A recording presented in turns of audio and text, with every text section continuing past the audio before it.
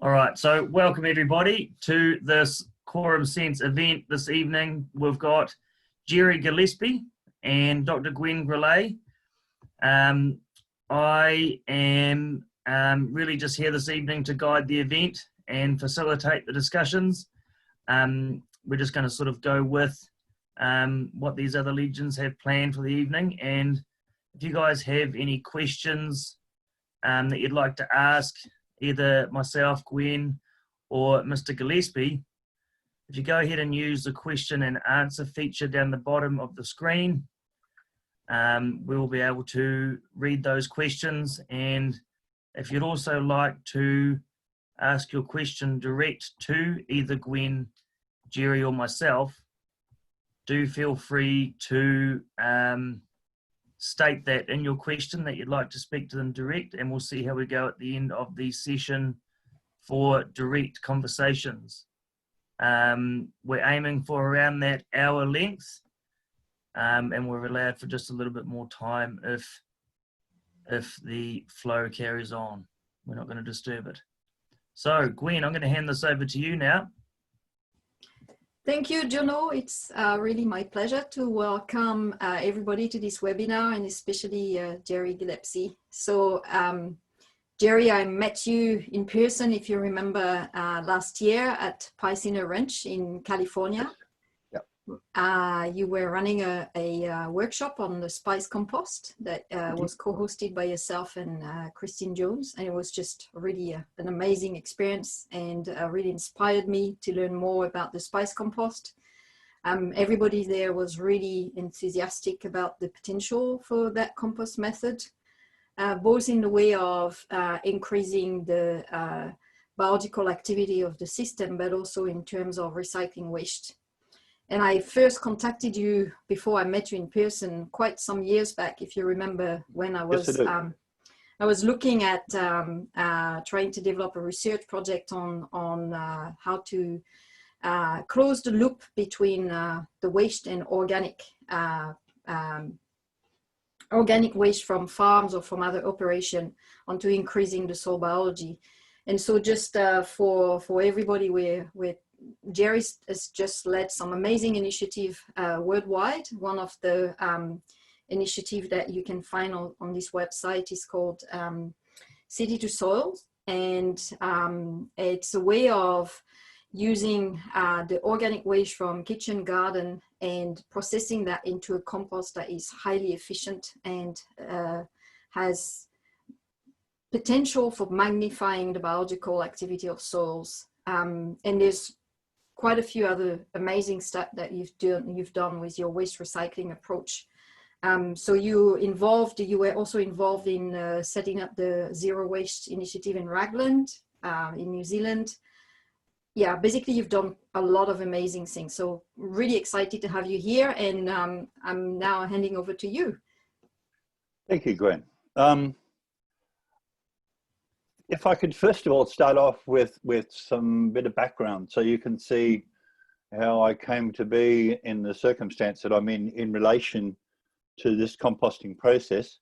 I started in the waste and recycling area in about 30 years ago now. In 1996, I was basically responsible for a very large community consultation process in the Australian Capital Territory area. So it's Canberra, our national capital. And we ended up with a waste strategy called No Waste by 2010, which was effectively the world's first zero waste to landfill strategy. Only about 8 months after that came out, I was offered a position as the manager of the Zero Waste Trust in New Zealand, based in Takapuna in Auckland. And I did that for, well, it was about close to 2 years, and then came back to Australia, went back to Takapuna to do a series of workshops throughout different parts of New Zealand. So some of you, the name might be familiar. Certainly in Ragland, people have heard of me before. Having said that, and the same thing applies to composting processes, all of us know small amounts about the different things that are happening in these systems and the things that are available to us. But really, if you look at I know a little bit and you know a little bit, and if everybody puts the bits that they have together, we can end up with some incredible solutions to different issues. The No Waste by 2010 strategy and the Zero Waste New Zealand Trust both led me to really, well, I believed for a long time that the most valuable thing in our material stream was organic material. If you look at, and all the figures that I've got are mainly Australia, but they're very similar in New Zealand. If you look at the totality of our waste stream, about 60 to 70% of everything in our waste stream is organic. Now, that doesn't mean it's not all apples and it's not all trees. Some of it's wood and some of it's timber. But that organic fraction, if it was treated the right way and regarded the right way, there's really no reason why we can't get it back into soils, but it needs to be clean and it needs to be source separated. If you look at Australia statistically, we have about 455 million hectares under agriculture. And according to our Department of Primary Industry in New South Wales, 75% of that land has got less than 1% organic material.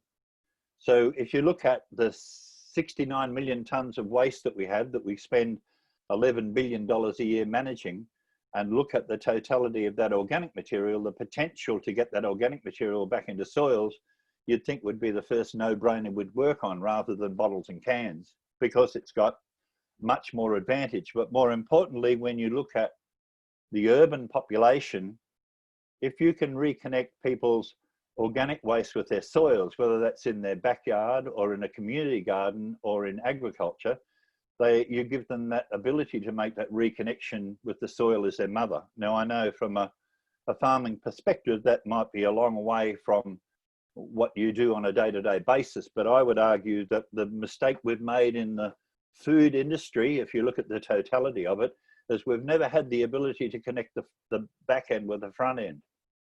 We've never had the skills to see it as a single system where one part of it can be loaded back into the other. Anyway, in about 2003, after I'd been back here in Australia for about 4 years, we started a program that Gwen mentioned before called City to Soil. And if you make a little note of my website, gerrygillespie.net, you'll find in a section called latest news, I think it's called, you'll find all of the recipes and formulas, and everything is already there, and it's yours to take if you want to use it. Again, it comes back to that notion of we all know a little bit, and if we keep supplying each other with bits of information, we're going to actually build into something very substantial. And I think you're well on the way with your Quorum Sense group now. You're well on the way down that road as well. Anyway, this program we started here in the town that I live in, Queanbeyan, which is right next to our national capital. We did the first trial of City to Soil in 2003. It was only for about 6 months, but it got phenomenal response from people in terms of clean, source separated product. Again, you can't put material into soils unless it's really clean. So the only message we had for people was, we need to collect this stuff really, really cleanly because it's going into the soil to grow your food. And people got that. It's a simple idea, simple concept, uncomplicated. And it told us we were successful because our contamination level never went above 0.2 of 1%. And I don't think it has in any of those programs. It may be in some instances, in the first program, it might have got up close to half a percent, but never much more than that. Anyway, we were very successful with that initial program, and we ended up getting a $2 million fund to actually look at how we could do it on a much bigger scale, and doing it with 4 different council areas.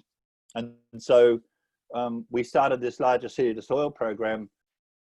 But what we very quickly realized is, as many of you know, Australia has some very substantial distances. And one of the councils that we were working with was 4.5 hours away from where we were. So it was very quickly, we realized that if we were going to actually go into a situation of composting in a place 4.5 hours away, we were going to very quickly use up the $2 million we had running machinery up and down the highway. So we had to have a simple process. And so what I'll show you here tonight is a modification of the process that it was originally designed by Sir Albert Howard and the indoor method. If you have a copy of his book published in the 1940s called An Agricultural Testament, you'll find it basically described on pages 48 and 49. Now, one of the variations we did on that is we were going to start using an inoculated process, a liquid inoculant, but we based most of the inoculant stuff that we do is based on the work of May Bruce. And you'll find all this on my website. She wrote a little book on the quick return method of composting, and it's on a website called The Journey to Forever. It's a herbally activated compost process that's basically biodynamic. It uses the biodynamic mixtures of herbs that were generally used in composting processes. But hers was a covered process, and she did very, very well with it during the Second World War in England, where they were all under siege from the Germans. She was showing people how to make a very, very high quality compost with a very high, very, very high humus level. And it's amazing, if you follow May Bruce's system, you'll find that your compost looks very, very much like worm castings when it's complete. So it's a very high quality product. But with that, I might actually go on to the presentation if I could, and you might have to guide me here a bit. Do I just click on the share screen? Hey, you've got that? Yes, it's so perfect. that's me. That's Returning Organics to Soil is the name I operate under. I've told you a lot about all that. And this is what City to Soil was about. It was about the development of organic waste collection systems. All of the artwork, by the way, all of the artwork for this is all covered by Community Commons. So this is anything you see that you think you can use, take it. That's what it's there for. And again, it's all on my website. What we were saying in Australia is, if we've got this huge problem of low levels of soil organic material, and we had this piece of national legislation called the Product Stewardship Act, which we mainly use just for recycling televisions, there's really no reason why we couldn't be using that same legislation to get all organic material back into soils and protect everybody legally, whether it's a local government or a state government in our instance, or a regional government. You can protect everybody by doing it as a national thing, a national movement that we all use to actually get organic material back into soil. And the model you would have seen now is probably familiar to a lot of people. There are their cornstarch bag, what were originally cornstarch bags, so a fully compostable bag. Mm-hmm. The idea of using those bags to put into people's kitchens with food waste, and this has been proven very conclusively by research, because those bags basically breathe. If you continually airflow around that food waste, it cannot smell. And so we have no odors in the kitchen, no odors in the bin, and no odors, as you'll see later, in the composting process. But the message, as I said, again, is fairly simple, because people can see that it's simply about getting that product back into their soil. And you can take the easy way around, because there's a lot of people that I talk to now who simply use a stainless steel bin in their kitchen, put all their food waste in it, and simply take it out and bury it in the backyard. Same result, you'll get massive earthworm populations, particularly if you follow a few minor biodynamic practices. So getting onto the composting process itself, this is just going to give you some idea of the sorts of materials that people put into it. As you can see, Australian farmers are as well dressed as New Zealand farmers. This is from a little town called Mirrawinny, which is up near Cairns. This is a banana farmer. He basically learned how to make the inoculant from a workshop that I was at. And as you see, all that material that he's got there is basically from either from his output from his packing sheds, or from the actual areas where he's growing bananas. But one of the big problems that they've got in the banana business in Australia at the moment is a potential disaster of a disease called Panama disease, which is a general. I mean, look, I don't know enough about it to really describe it well, but it's quite deadly if people get it. This particular farmer has no problem with it. I mean, his only protection is he's constantly putting out this biologically active composted product out among his trees. In many parts of the northern New South Wales banana industry, and indeed some of those up in Cairns, Years ago, you used to be able to cut your banana trees down when they were no longer productive and leave them in the alleyways between your banana trees, and the banana tree would basically be eaten by the soil. It would be pulled into the soil. But with the advent and overuse of chemical fertilizer, less and less biology in the soil means that you've got no ability to actually pull those bananas into the soil. So you had to go into the banana plantation and pull them out. So it was a huge amount of effort. So the idea is to try to use those banana trees in this composting process. As you can see, they're simply applying it just with a quad bike with a small pump on the back.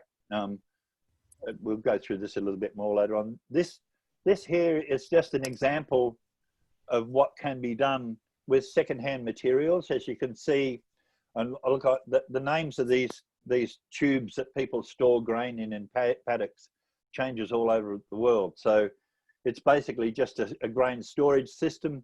The lovely thing about this product is it's basically it's UV stabilized. If somebody's already used it, it's a benefit to you. You just split it down one side and you've got a very broad UV stabilized cover that you can use on your compost heap. This is a covered compost process. So when you look at the inoculant, which is a lactobacillus based inoculant that we have an extended process for, where we extended it into a much broader biological base. And you can see, again, all of that is on my website. If you look at the biological biostimulants processes, it's in one folder, and there are a series of 4 recipes. But basically, it's a base lactobacillus inoculant that is not all that dissimilar to EM, if you're familiar with effective microorganisms. It's not that different to that, except, and I don't mean this to do any harm to your highly reputable EM producer, retail people in New Zealand, but they have to charge you X number of dollars a litre for it. You can make it for a few cents a litre yourself, or you can make a very similar product. The extended product, however, I would argue is very different. What we're trying to do all the time is, when we start this composting process, we're trying to start with as broad a biological base as we can.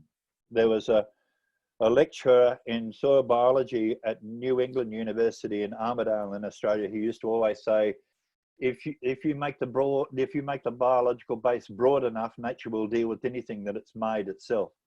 And so the whole idea here is, when we start the composting process, we have an inoculant with a broad biological base.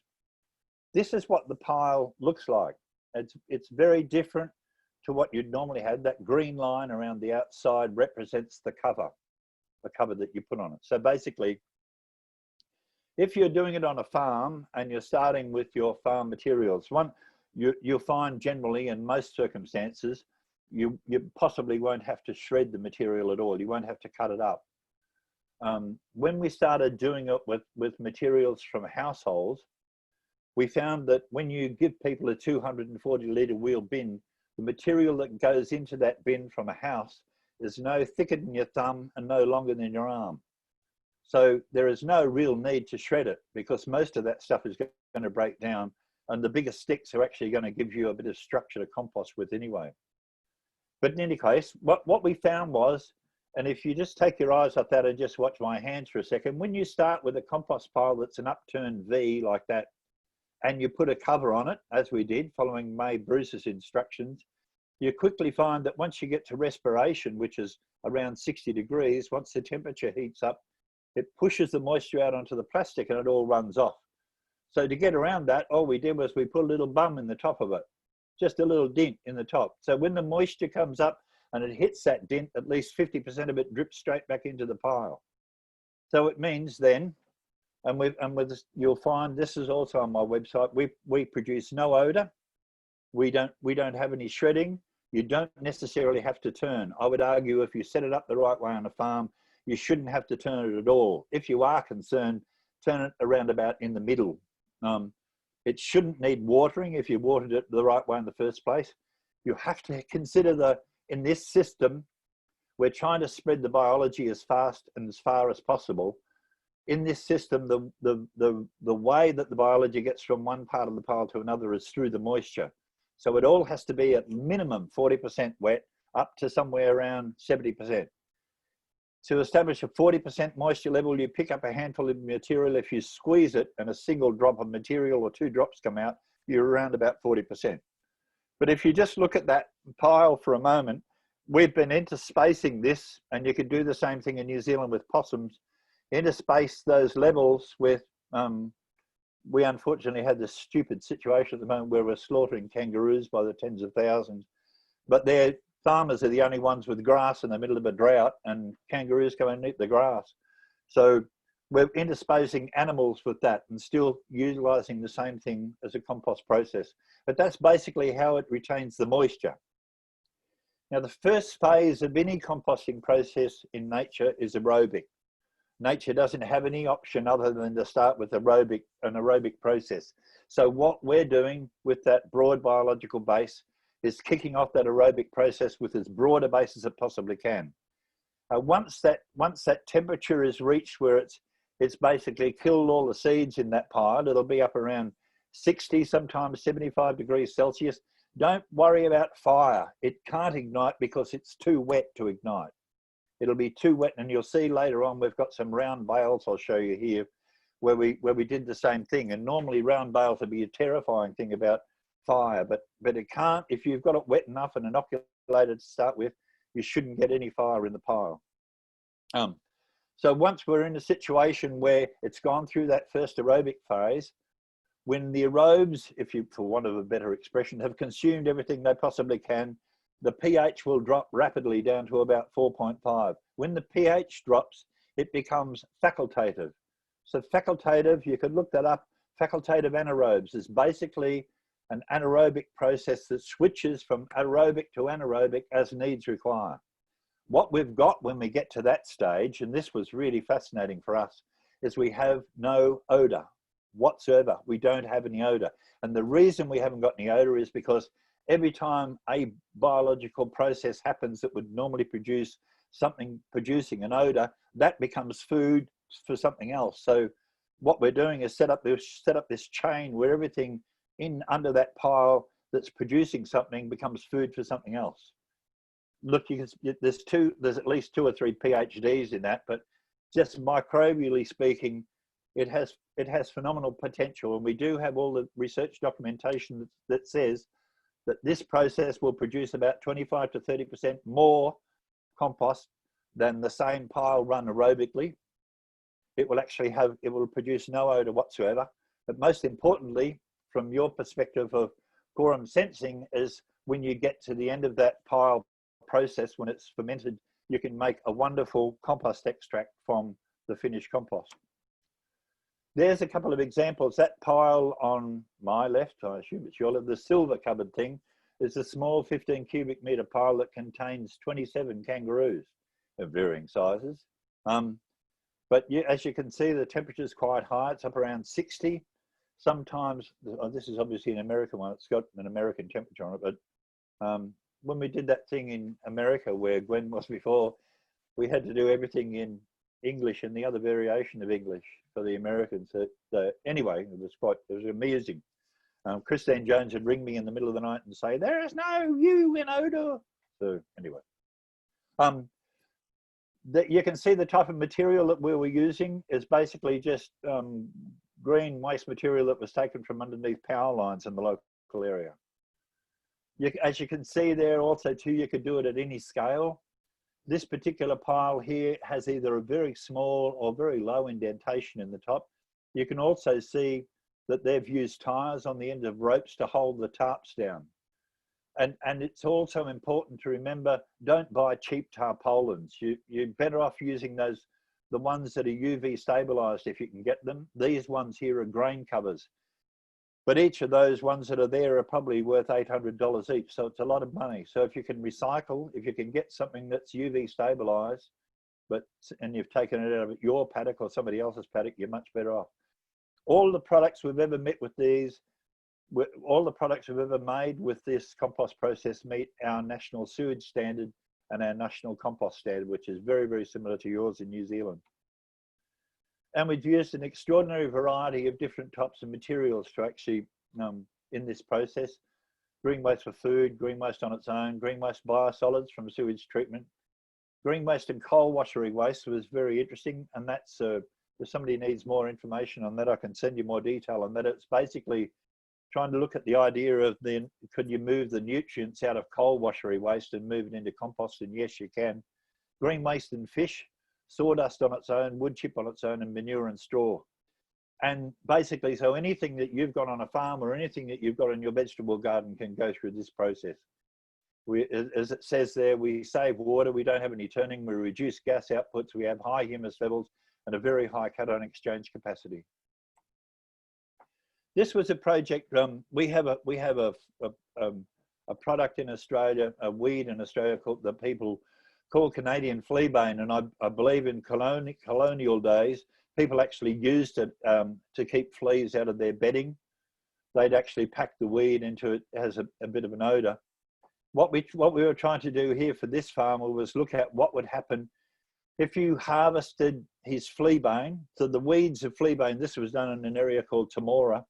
The soil is basically about as hard as your desk. The plants were probably sometimes no more than a centimetre or ½ inch apart. They grow to about 400 millimetres high, so they're just about right at the eye height for sheep. So you get mismothered lambs, you get sheep blinded by it, and you can't use your paddock. So in this process, we just used a round baler. We inoculated at the rate, I think, of about 100 mils to every bale, and you can see the sort of product it made. We made a few mistakes with the piling of it, and there's different ways that I'd look at putting the round bales on their ends if I was doing it again. But clearly you can make a very, very high quality compost with it, just from weeds on your property. But most importantly, as a farmer, you actually get your paddock back to make your next decision with it. There's a slide just on hydrolysate. So you can convert, if you look again at my website, you can have a look at the website, converting, and Gwen was there when we were showing people how to make hydrolysates from protein sources. I think you've got a wonderful opportunity in New Zealand with all those hideous scrub-tailed possums you've got over there to make this stuff. It basically takes a protein source, you mince it down to as fine as you can get it, add water to about the same amount, add carbohydrate as an energy source, the same inoculant that you use as a base inoculant, put it under a fermentation lock as if you were making home brew. And in 4 weeks, you've got a foliar fertilizer. You've got an organic form of nitrogen that will stay where you put it on the plants. I think it's a tremendous commercial opportunity eventually. And there's some information there on making your own lactulose-based product as well. That's the color you're always looking for when you make an extended product or an initial base product, that lovely orangey color. Once you've got there, if you've got a decent smell with it as well, then you're pretty well sure that you're pretty well on the right road. Oh, this is the ad. This is my book, which has just come out through Acres magazine. You can get it, The Waste Between Our Ears, and it talks about all of these issues. But as I say, most of the information that you might need in relation to this compost process is on the website. That's about it from me. Is that too fast or too quick or too slow? Oh, you did very well. Thanks for your lovely presentation there, Gerry. That's certainly given me a lot of insights. It's really perfect. Thank you so much, Gerry. Pleasure. I have a initial couple of questions. Yeah. So you, as you're aware, we have a lot of discussion here in New Zealand about freshwater regulations and all sorts of restrictions that are being imposed on our farming community. So yep. Do you know how much leachate is produced from your composting processes? Has there been any data collected on that? We have 2 sites, and this is always good for people to refer. I know you've got the Resource Management Act to deal with, but we've got 2 sites that are actually licensed to take food waste that are actually composting using this process. Both of them have New South Wales government EPA approvals. The objective in this process is not to have water running out of the pile. If you've got water running out of the pile, you've simply made it too wet, and you're not getting that respiration circulation that you should have. So somebody's told me just relatively recently that your regulations are probably similar to ours in that in Australia, you can have anything that's been grown on a farm can be composted on a farm. And also too, any farm in Australia can take an additional 200 tonne of material to compost as well. I don't know if that's the case in New Zealand, it's worth checking. But leachate is something you should be able to control simply by keeping an eye on what your moisture levels are. I know we have some limitations around placement. For instance, near waterways, there's a limit Yep. of distance to waterways. Yep. I've done this with an above ground composting, sort of an offal composting sort of a setup. Yep. And had I known then what I have discovered this evening, I would have done things a bit differently, but certainly worth checking out with your own regional council regulations. Yeah. Yeah. One of the interesting things there too, John, is I've often tried to get farmers. We have Martin Royds in the area here where I am, who's reasonably well known in regenerative circles. Martin, whenever you try to compost, try composting on top of a hill. I know it sounds stupid, but if you can compost on top of a hill and get your water levels right, when the composting process is finished, you just take the cover off and walk away. Why put a lot of diesel into pushing it down the hill when nature's going to do it anyway, or your animals are going to do it? So yeah, I used to let the animals get it as far away from your waterways as you possibly can. Yeah. I'd also try to look at the prospect of actually engaging, and I'd be happy to talk to anyone from your regulatory authorities that you want to push my way, just about the idea of getting some of the research documentation and information that we've got and supplying that to them, so you've got some sort of partnership with people who are trying to compost. Because I know in Victoria, if you say compost now, I mean, it's almost sort of wash your mouth out with soap, you know, because they're so terrified of the idea, because they've had a lot of well, cowboys really making compost to it, just because the value of not putting green waste into landfill is so much that you can make enough money out of just shredding the stuff and putting it in piles and then walk away from it. So yeah, so sorry. Okay. No. Another kind of question, you know, high level question as well. You did mention checking contamination. Could you just tell us a little bit more about what do you mean by contamination? Contamination with what? In terms of material you might get from a domestic collection, it's a bottle or a can or plastic or anything that's just going to, because what people generally do, if you're composting, people will generally shred first, and the very first thing they do, if there's a bottle in there, instead of having one bottle, which is one piece of glass, you've got 3,000 pieces of glass through everything. And the last thing you want on your farm is something that somebody's going to easily identify as a waste product. So contamination is anything that won't break down organically in that pile. Right. Just to touch on that one, if I may, clopyralid, which is a active ingredient of versatile here in New Zealand, which isn't to be used in a residential setting. However, it is often used off-label. We had lots of issues with that turning up in compost purchased through commercial, residential, you know, those green bins. Yep. Because it was coming from the lawn clippings and coming through into our compost. So it's, yeah, contaminations, okay if they're visible, but it's a bit scary when you're dealing with things as nasty and as residual as clopyralid. Yeah. And really, the only thing I'd suggest there is, in the early 1960s, the Australian CSIRO did a lot of work on organophosphates to look at how much they were broken down by composting processes. And look, and I'm not. This is just me in my head. What we're dealing with is a very broad biological base. There are organic breakdown processes that help contain heavy metals to a certain extent. Now, I don't know exactly how far this would go, but it's certainly worth a research project to see whether or not we can actually process that sort of material. And if we can't get it onto agricultural land, then what about putting it into agroforestry? Because the same thing, people will say, EPA regulations might constrain you from using biosolids from a sewage treatment works. No, and if I could just give you an example there's a place called Condobolin where we were doing the original composting organic collections which is, as I said before, 4.5 hours from here, 5 hours west of Sydney, 5.5 hours west of Sydney. They don't have a recycling system because they can't economically get the stuff into town and then get it off to a market. But if you look at Condobolin's one of those remote country towns where everything comes in cardboard and paper. Cardboard and paper is a paper fibre. You know, if you look at the local landfill is 60 to 70% cardboard and paper that's in the hole in the ground since they started pulling all their organics out.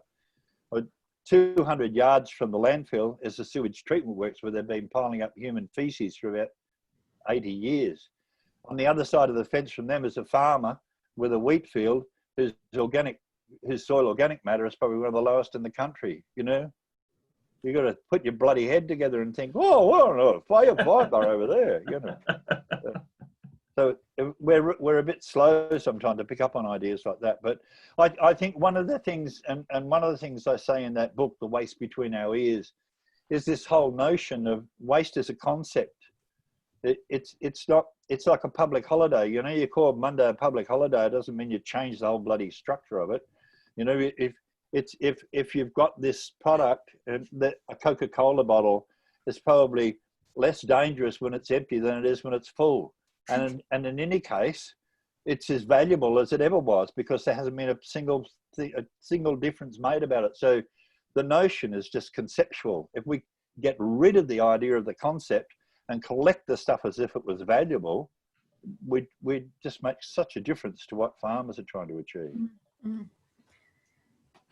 Gerry, some kind of more practical questions. Yep. How long does it take? You know, it's pretty well exactly the same as a standard compost process. So if you normally said it was 12 weeks, if I was anybody and you had time, particularly if you're a farmer, I'd leave it as long as you could. Because the longer you leave it, the more humus you're going to have in that pile. It's going to keep building up and building up. And we did, and I'm quite happy to send it to anyone. This quite a small scale thing we did here in Queanbeyan many years ago, where we did an inoculated covered pile and an uninoculated uncovered pile. And quite honestly, there was at different stages, 45% difference, 25% difference. But again, this comes back to the idea, if you're a waste managers try to reduce waste to the tiniest amount they can possibly get. If you're a farmer and you're trying to make compost, you're trying to get as much as you possibly can. And so it's entirely different objectives. So the whole thing should be focused on what are you going to do, how are you going to get the maximum out of the product that you've got. Mm-hmm. I'm sorry, Gwen, did that answer what your question? Yeah, absolutely. Yes. There was actually on the topic of inoculation, there was a question about what's the process between the pile and the orange bottle product. Oh, so the stuff in the orange bottle I showed you there before is a hydrolysate. So that's a product so there are two distinct products. The first one is LAB, so that's lactobacillus. That's the most common one. So that's made by having a little bit of rice in a jar of water with a loose fitting lid. You're trying to keep out the big animals like Drosophila fly, comparatively speaking, and you're just letting the biology in there. It'll go smelly after about 3 days. It gets a slightly sour odor to it. Don't bother throwing the rice out. People filter things and warm them up and wave sticks and do all sorts. Just leave the rice and the water sitting in a jar for 3 days. And then after that, take that rice, take the water off the rice and pour it into milk. Again, a loose fitting lid. And after about, in your climate this time of year, I know, probably a bit slow. It might take 2 or 3 days, but under normal summer conditions, it would form a cheese on top, quite a thick cheese on top. And the serum underneath is what you're after. So you dilute the serum 1 to 1 with water and add one cup or 2 cups of molasses. It'll stabilize with a tight fitting lid. It'll stay in that condition for about 3 or 4 years. Now that's base lactobacillus. To extend that lactobacillus, we need to get a much bigger container of, say, about 70 litres, fill it up so it's about sort of about a quarter off the top. Put some green plants into a hessian bag, and this is only because the first time I did it many years ago, I used grass clippings, and it took about bloody 3 weeks to get all the grass clippings out of the pipes and the filters and the pumps and all sorts of things. So put all the green material, so that's your phototrophic and photosynthetic bacteria, into a green bag with some blood and bone, rock dust if you want to use it, and all the other component parts you see in that recipe, and then tip your inoculant into that with some molasses into that big container, fill it up with water, jiggle that bag every day like a giant tea bag every day for 5 days. 5 days after that, you've got 70 litres of the extended inoculant. And that's the stuff you use to make compost. Now, I've got people in America, I've got people all over the world now trying to use it for seed inoculant, just as a straight foliar. If you use it as a straight foliar, either one of them diluted at least 100 to 1, because most of the time it's going to have a fairly low pH, but just dilute it anyway, because you're just wasting it if you put it on in huge quantities. Yeah, sorry. So you're, just to clarify, you're talking about the after you had your initial bacillus, and then you add your green material, your rock dust, and so on, and you incubate for 5 days. You're saying that this can be used as a seed coating, for example. So, well, people are using it for that, Gwen. I'm not exactly sure how successful it's been so far, but some of the people on that trip where I saw you, I was up in Saskatchewan toward the end of it. Some of the people up there who are using this composting process, or a very similar composting process, and they're taking the compost inoculant out. And keep in mind, you can also use vermicast for the same thing, because it has high humus levels. People who are coating their seeds before they plant them, in that particular instance in Saskatchewan, they've cut down their fertilizer use by about 80%. Now they're 10,000 acres of land, so that's a multi-million-dollar saving in terms of what they've been doing agriculturally. So I think we're just starting to touch on the edge of this stuff, and we haven't really. Look, what you're talking about in terms of quorum sensing could take us in all sorts of directions. So have people also used the final compost that has then been extracted as a seed coating? Yes. And could I say, Christine Jones and I initially had a difference of opinion about that idea. I thought you were actually going to be quite safe using a standard air-type pump system, but I think she's quite right. I think you're probably better off just to get really good quality compost, fill a hessian bag with it, and just jiggle it in clean rainwater or dam water or creek water off your property and use that as your extract. I don't think it needs to be, if you start ramming air into it, remember we're talking about a process at the end of it that is facultative, so it's switching from aerobic to anaerobic, so you've got a whole range of things in there, exactly the same as you have with worm casting, a whole range of things that are aerobic and anaerobic, and if you start blasting air into it, it's a fairly good chance you're going to get rid of all the things that bloody don't like air. So it's just sort of, I think it's pretty common sense. But having said that, look, and farmers, as you all know, are a very experimental lot, so you're never going to stop farmers experimenting with some of the more bizarre elements. Having said that, we came up with some of those growing areas in USA and Canada where I was have a growth period of, say, 105 days a year, so relatively short. And we're trying to work out how where you're going to get phototrophic and photosynthetic bacteria when everything outside the house is bloody frozen and under 3 foot of snow. And so what we came up with was go down to the local supermarket and buy a packet of broccoli florets or you know, McCain's cabbage something or other. And there's your photosynthetic and phototrophic bacteria. Just open the bag and throw it in, and for all intents and purposes, the phototrophic photosynthetic bacteria have been snap frozen anyway, and bang, as soon as you throw them in the water, they go, oh, they're awake, and off they go again. So it's the same tent, it's just a very, very different desert. So Gerry, just to answer a couple of questions there. All that you're describing right now in terms of how to go from step A to Z, that's in your website, and that's under the latest news heading, right? And there's very detailed fact sheet and very detailed instruction that people can download. This is all free of access. Everybody can just have a look and give it a shot. And if they have questions, can they potentially contact you or?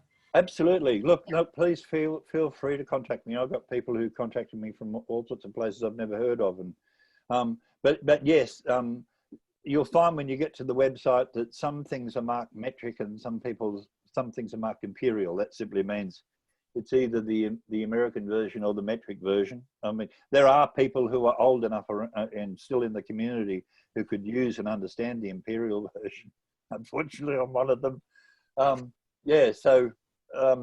They're all in. They're there, and I've intentionally left them there because there's people all around the world accessing them.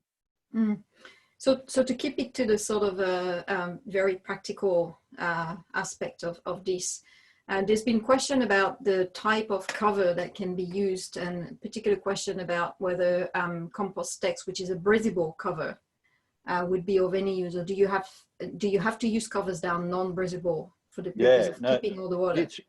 I think it's very, very important that you don't pick a cover that there's a system that's in use, was in use at Timaru, that was a Gore system. I mean, it's a lovely compost system if you're into anaerobics and spending a lot of money on fans and big covers and things, but this system requires that you reduce or restrict the air as much as possible. Not that you shut off the air supply, you're just trying to restrict it. So if you can imagine, nature's really clever in the sense that if you, like that photograph that's probably still up on the screen, all those cows wandering around that beautiful aerobic sort of circumstance, as soon as you start to reduce the air, nature will find it's got to break down that stuff that's under that cover. And if you restrict one of its options, it'll find another one if your base is broad enough. And so the whole deal is, if you cut off the air supply to a certain extent, it's going to take the cheapest and fastest option to convert that material back into something that's suitable to go back into the soil. It needs to break it. Death creates life, and it can't create that death unless you give it a number of options to do so. And that's all we're doing, shutting off the water supply, keep the water dripping in, keep the respiration up, maintain the pH at the same level. And it'll sort itself. Also too, just in that, could I mention, somebody asked me the other day again about, but what happens if I put a lot of food into my compost heap? If in situations where we were doing municipal collections from households and we had a lot of food in there, because the initial aerobic phase is really quite hot, it's too hot for vermin in there.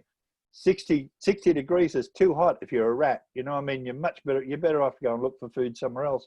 And by the time the temperatures come down and the pH has dropped to 4.5, there's pretty well nothing left for you to eat.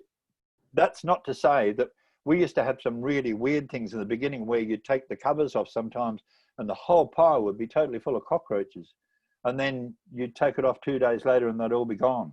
So there are weird things, nature's selecting different options, There's a lot to learn from it and about it, I think. A few more questions about the actual practical and the process. So all the questions about how long every bit of every phase take and what are the actual steps that are being taken, all of them on Gerry's website. So if people want to refer to that, and then if they still have some question, contact Gerry. But in terms of some of the checks that have been done, and perhaps if you've had a research project, do you know what are what is the microbial composition of your inoculum? I think I can very safely say that we wouldn't have any idea. Okay.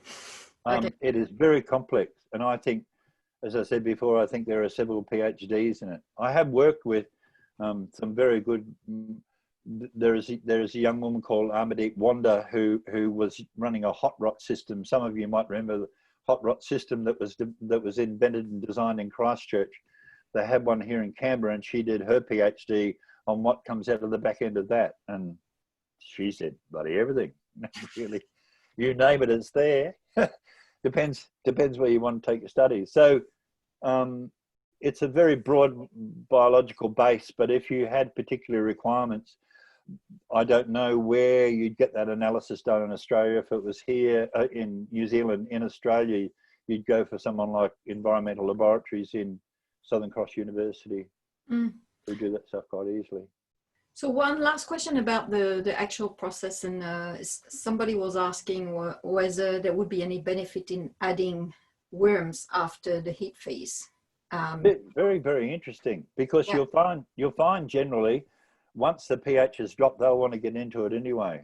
But you're dealing with, and I'm sorry, I sort of almost missed it too, because Sam asked me to mention the relationship between the worm farms and aerobic composting and the Johnson-Sioux system. Yes, yeah. The initial, so I ran the ACT government's worm farm from 1993 until I went to New Zealand in 97. And that was an amazing, quite a remarkable experience. They're amazing individuals, worms. The reason I started to get away from them a bit is I started to look more at biodynamics. And then I found from the stuff that Christine Jones was doing, find myself working more with her, that the composting process I had, which, as I said earlier, I think is a combination of Sir Albert Howard's and May Bruce's, is not all that dissimilar. If you look at the real base of what all those processes got in terms of this high humus levels in a very, very concentrated form, they're all very, very similar.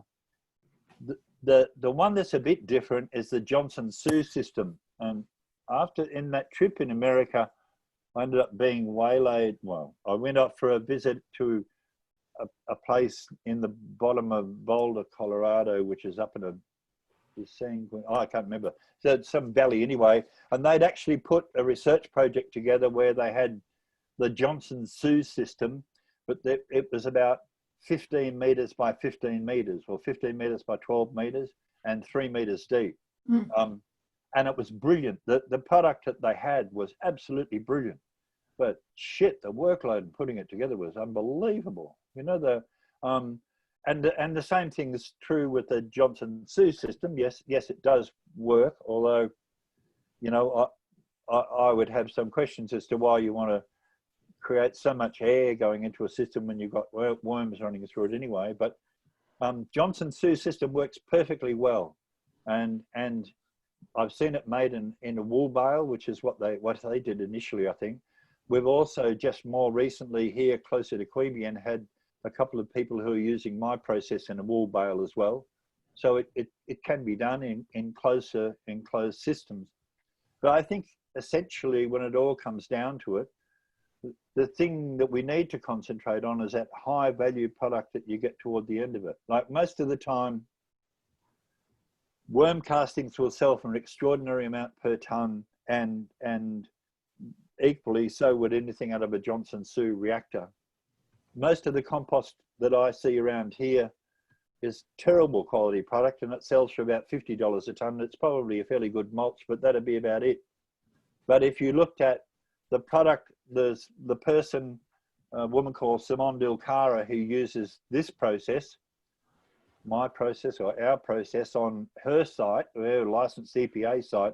She sells her product for around $150 a ton. And it's worth every bit of it because people get the results, you know, and you only have to use, like they say with a good quality biodynamic compost, you only need a handful every square meter. Because what you're not, and there's a lovely article I read on that just recently on biodynamics, what you're adding to the soil, as you've found, I'm sure with the quorum sensing, is you're not adding necessarily life. You're not adding biological activity, you're adding the essence of life. I don't know if that's a stupid or quaint way of saying it, but it's something much more in that that's way beyond what we're understanding we're doing. That business that Christine started to talk about auto-inducers when we were in America on this last trip, and that's the first time I've heard her talk about it. that's just me. That doesn't mean to say she hasn't been saying it for years.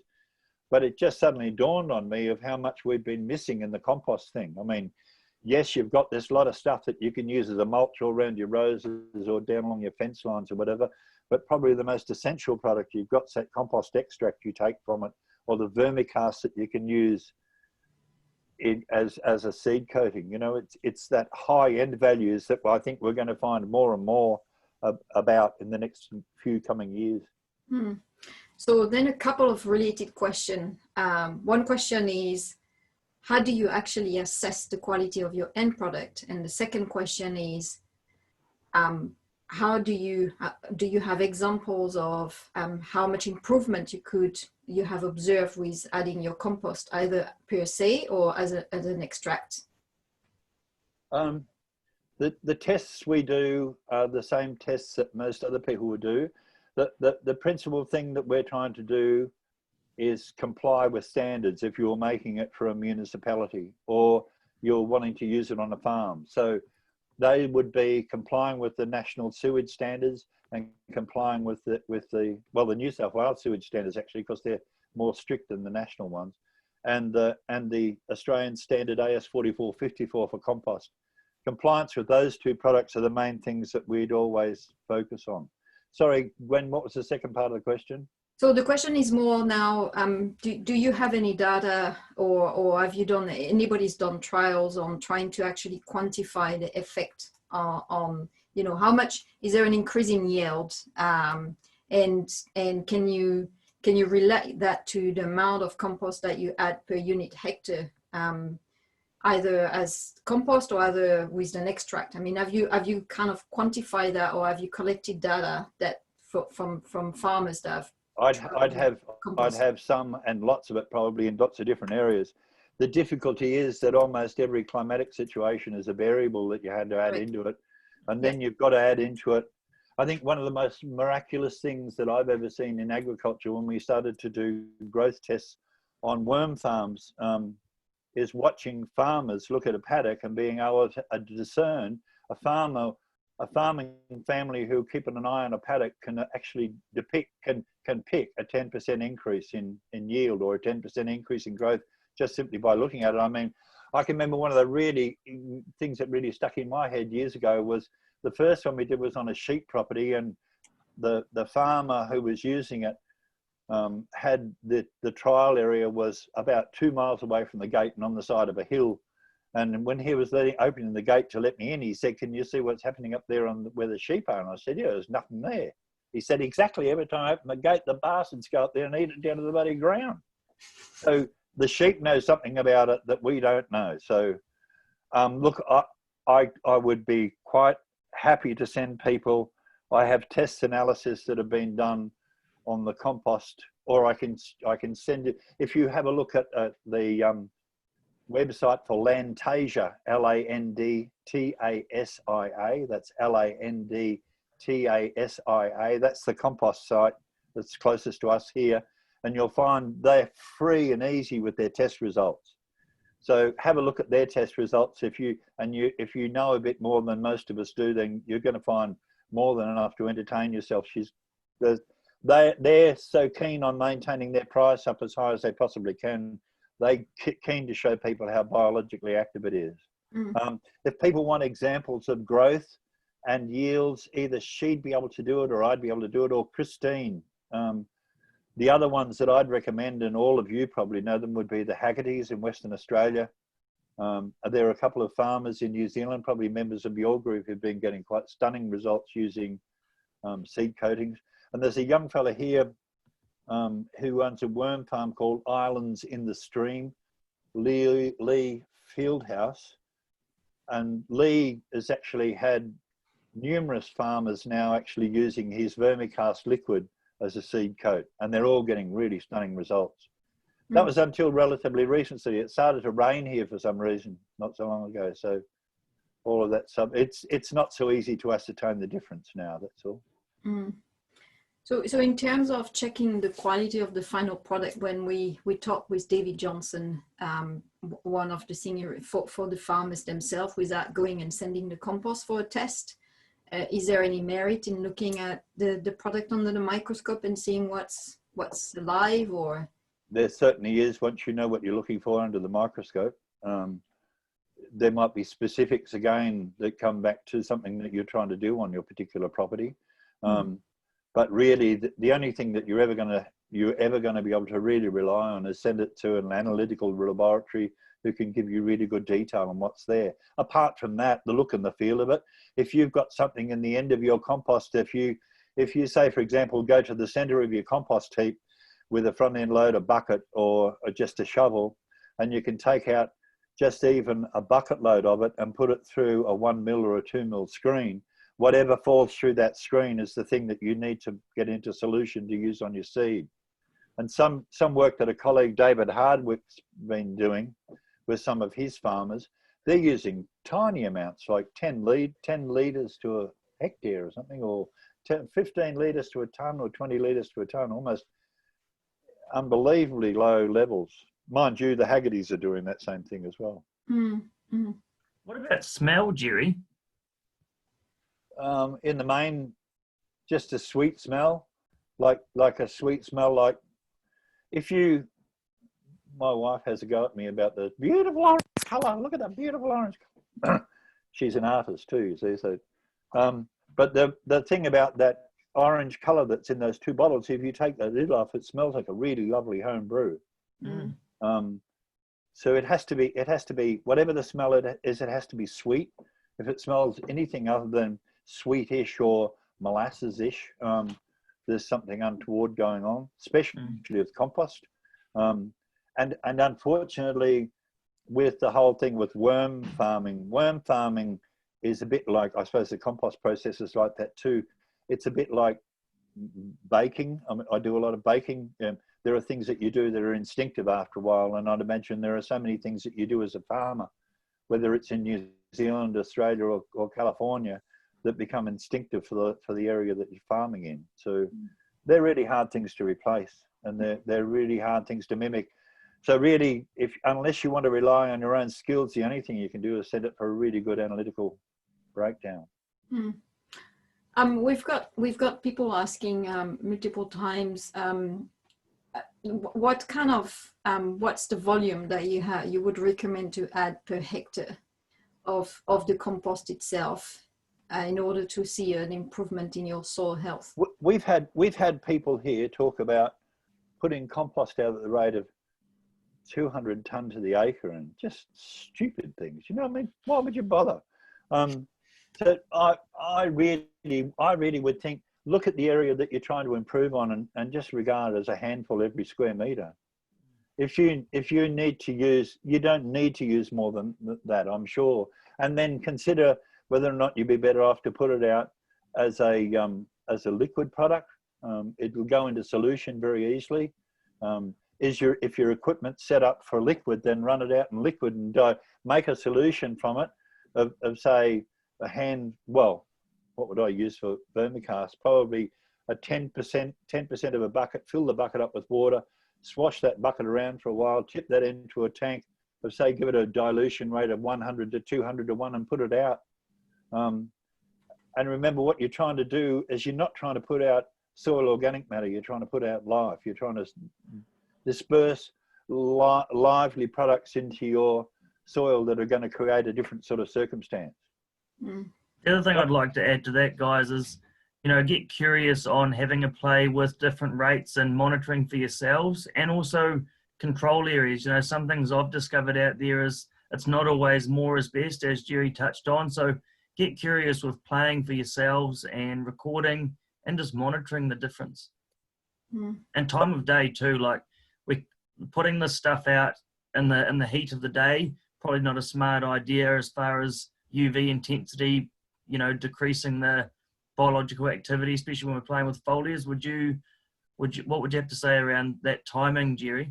I wouldn't be having read a different story in the latest issue of the Biodynamics. I'm in the Biodynamics Association of Australia, just to keep yourself on your toes, and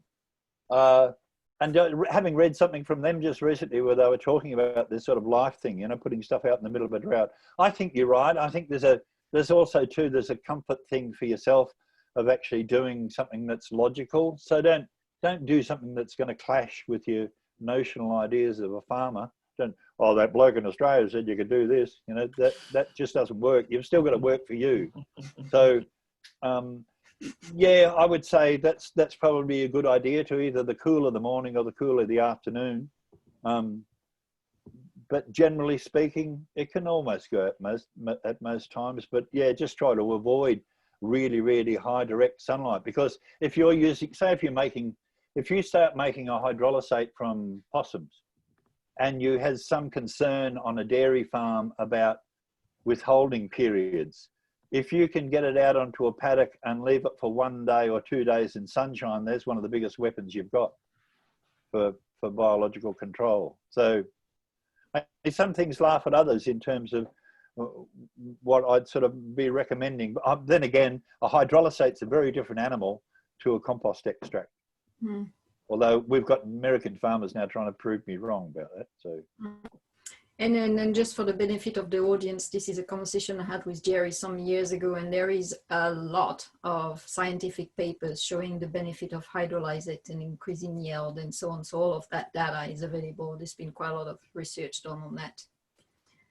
There's one question that we haven't answered, which is, can your compost be done without the windrow structure, say in boxes, for example, in urban settings? I think you could.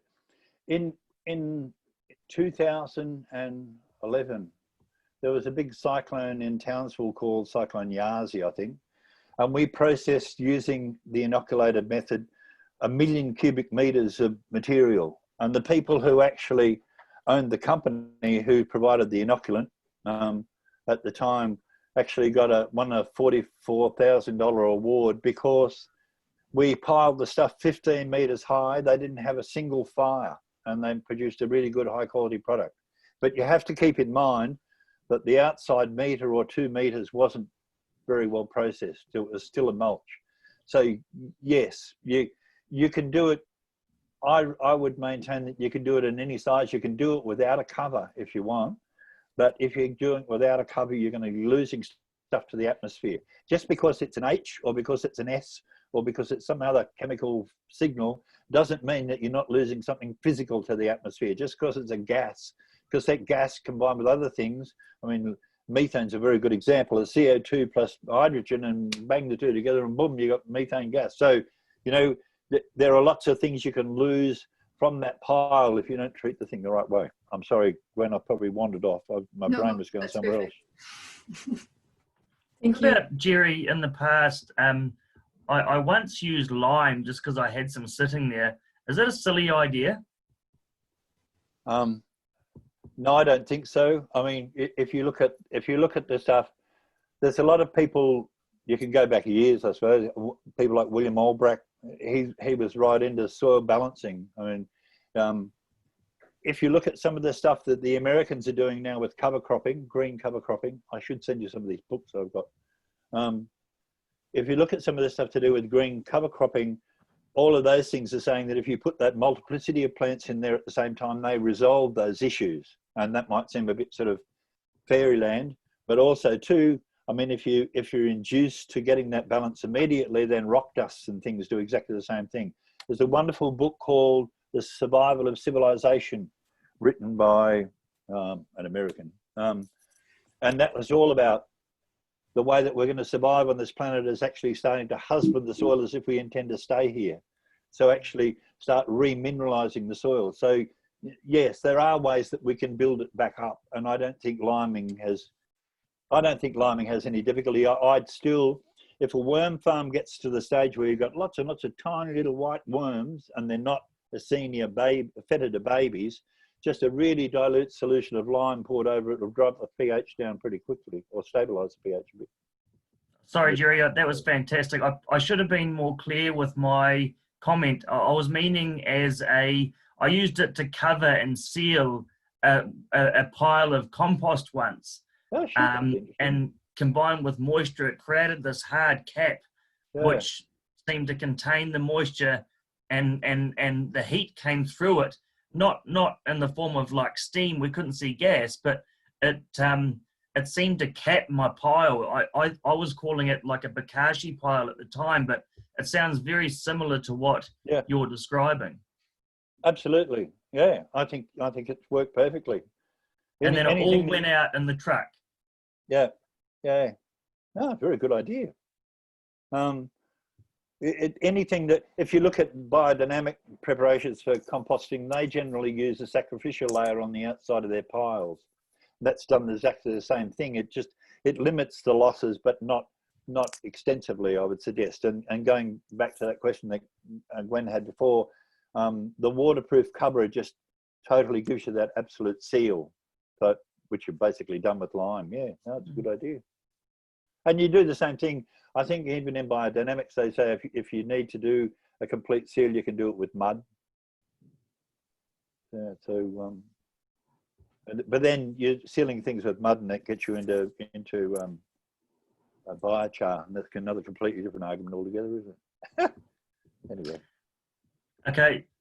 Gerry, I am feeling just massively inspired after hearing you speak this evening. Tonight's the first time you and I have met, and I would say this is going to be the start of many discussions.